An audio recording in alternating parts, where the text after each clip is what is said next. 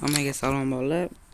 Bugun biz sizlar bilan dollar set olishni ko'rib chiqamiz. O'rgataman. Men sizlarga bugun shu dollar set tekinga olishni o'rgataman.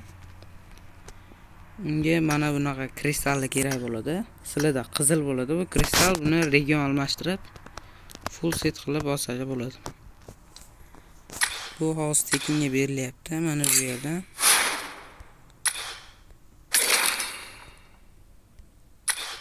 Har kuni kirib, bir haftada 2 tosani bo'ladi. Haftalik kirish kezamiz. Shu yerda bo'ladi. Burada yana bitta olaman. 15 ta 16 ta.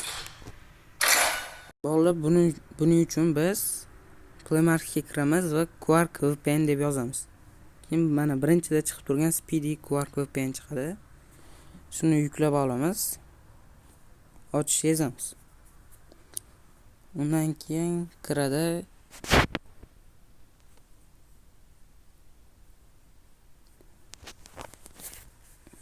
Kirgandan keyin Smart Connect degan joyi bor.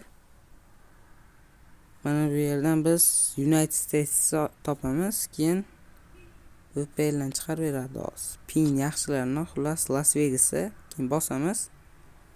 Xullas bayda ulanadi, bitta reklama chiqadi, ko'rasizlar, keyin PUBG ga qaytasizlar. Bitta PUBG ni udalit qilib qaytasizlar. Hozir PUBG ga qaytib kiraman. Mana bolalar PUBG ga ham kira oldik. Keyin sozlamalarga o'tib o'zgartirish yozasizlar. O'zbekistondan AQShga o'zgartirish chiqadi. AQSh tanlaysizlar. Keyin OK yozasizlar.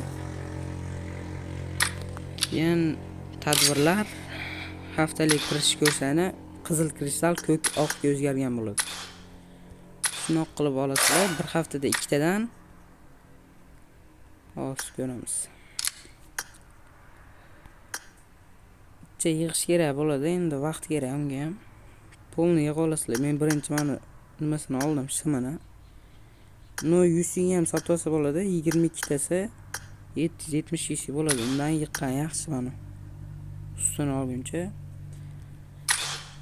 Bolalar, video foydali bo'ldi deb o'ylayman. Hammaga xayr. Obuna bo'lamiz.